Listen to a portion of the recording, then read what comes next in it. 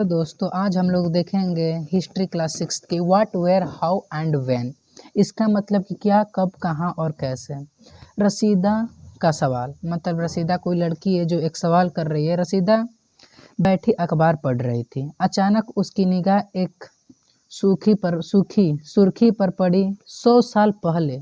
उसने सोचने लगी कि यह कोई कैसे जान सकता है कि इतने वर्ष पहले क्या हुआ था। देखिए, रसीदा एक बैठी थी एक स्थान पे और वो अचानक न्यूज़पेपर में एक सुर्खी पड़ी और देखी कि 100 साल पहले। उसने सोचने लगी कि यह कैसे हो सकता है, कैसे पता लगाएं। अब फर्स्ट टॉपिक देखेंगे, कैसे पता लगाएं। यह जानने के लिए कि कल क्या हुआ था। तुम रेडियो सुन सकते हो, टेलीविज़न देख सकते हो, फिर अखबार पढ़ सकते हो। साथ ही ये भी जानने के लिए पिछले साल क्या हुआ था। तुम किससे व्यक्ति से बात कर सकते हो जिस समय स्मृति, लेकिन बहुत पहले क्या हुआ था वो कैसे जान सकती है। देखिए, रसीदा नाम की एक लड़की है जिसको बैठे बैठे एक दिमाग में ख्याल हुआ था कि हम लोग टीवी कैसे देख सकते हैं, रेडियो कैसे सुन सकते हैं। इसी के बारे में वो बता रही देखो, अतीत के बारे में हम क्या जान सकते हैं। देखिए, अतीत का मतलब पास्ट, मतलब आज से मैंने भूत, आज से पीछे हम क्या जान सकते हैं। अतीत के बारे में बहुत कुछ जान सकते हैं, जैसे लोग क्या खाते थे, कैसे कपड़े पहनते थे, किस तरह के घरों में रहते थे। देखिए, आज से हम लोग 10-20 वर्ष पहले देखें तो लोग मिट्टी के घर में रहते थे। वैसे ही ये पास्ट की बात है। हम पहले, बहुत पहले पशुपालक, कृषि, शासकों, व्यापार, पुरोहित, शिल्पकारों, कलाकारों, वैज्ञानिक जीवन के बारे में जानकारी हासिल कर सकते हैं। यहाँ नहीं, हम ये भी पता कर सकते हैं कि उस समय बच्चे कौन से खेल खेलते थे और कैसी कहानियाँ सुना करते थे। देखिए, आज से मैंने कुछ साल पहले हम लोग कैसे कहानियाँ सुनते थे, क्या पढ़ते थे, ऐसे सोच सकते हैं। लोग कहाँ रहते थे। देखिए, आज से कई वर्ष पहले। देखिए, अब बात हो रहा है कि लोग पहले कहाँ रहते थे। मतलब आज से 10-20-100 साल पहले लोग कहाँ रहते थे। नर्मदा नदी के में पता लगाओ दिया। कई लाख वर्ष पहले लोग इस नदी के तट पर रहा करते। देखिए, कई लाख वर्ष पहले जो लोग थे, जो मनुष्य थे, वो एक नर्मदा तट पर रहते थे। नर्मदा तट पर रहते थे, इस नदी के तट पर रहते थे। यहाँ पर रहने वाले आरंभिक लोगों ने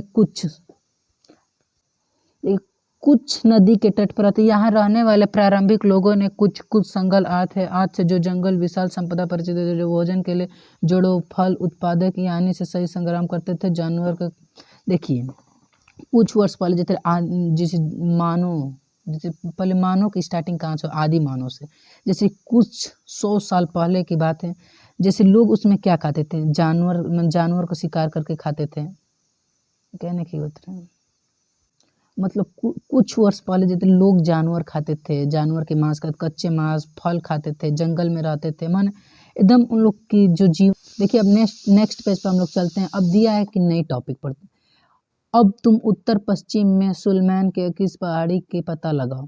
देखिए, इस क्षेत्र में कुछ ऐसे स्थान हैं जहां लगभग 8000 वर्ष पूर्व स्त्री पुरुष ने सबसे पहले गेहूं और जैसे फसल उपजना आरंभ किया। तो उन्होंने देखिए, आज से माने कई वर्ष पहले उत्तर पश्चिम में माने लोग वहाँ से सर्वप्रथम 8000 वर्ष पूर्व। देखिए, 8000 वर्ष पूर्व लोग, स्त्री और पुरुष ने सबसे पहले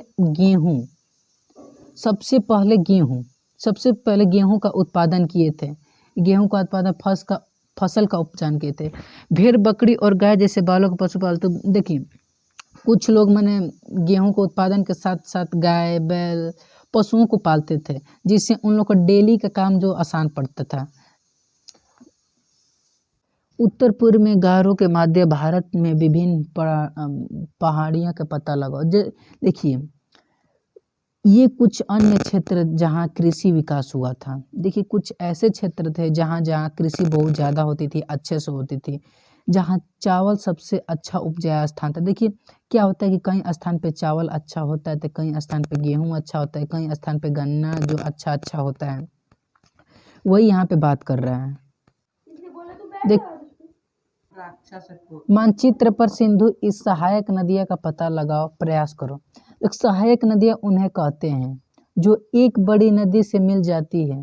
देखिए, सहायक नदी का मतलब कि ऐसे बड़ी, माने ऐसे नदी जो बड़े नदियों से मिली होती उसी को सहायक नदी। लगभग 4700 वर्ष पूर्व इन्हीं नदियों के किनारे कुछ प्रारंभिक नगर, देखिए मतलब कि 4700 वर्ष पूर्व इन्हीं नदियों के कुछ प्रारंभिक लोग रहते थे, फले फूल के नगर। गांव के इस सहायक नदियों के किनारे तथा समुद्र तटीय इलाकों में नगर का विकास हुआ। देखिए लोग पहले नदी के किनारे रहते थे, धीरे धीरे यहाँ पे 25 वर्ष पूर्व यहाँ पे जो मानव विकास था उसका विकास हुआ धीरे धीरे। गंगा तथा इसकी सहायक नदियाँ सोन का पता लगाओ।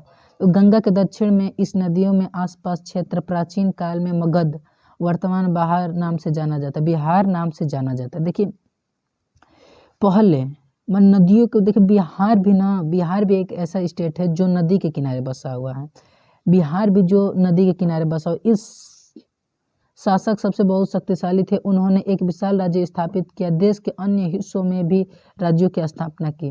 देखिए इसके शासक जो बिहार के शासक थे उसने एक शक्तिशाली राजाओं में से एक थे। उन्होंने देश के कई क्षेत्र को हिस्सा को जीता और वहाँ पे विशाल राज्यों की उन्होंने स्थापना की।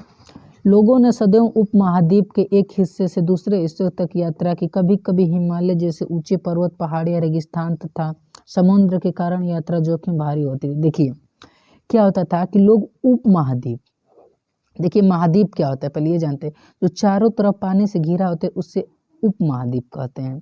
देखिए ने एक हिस्से से दूसरे हिस्से तक यात्रा की। कभी कभी यात्रा उन लोगों को कठिन इसलिए होती थी क्योंकि बीच में रेगिस्तान पड़ता था। रेगिस्तान पड़ने की वजह से, रेगिस्तान मतलब डिजर्ट में होने की वजह से बहुत इन लोग की यात्रा बहुत असंभव टाइप की हो जाती। अतः कभी कभी लोग काम के तलाश में, कभी प्राकृतिक आपदाओं के कारण एक स्थान से दूसरे स्थान जाया करते थे।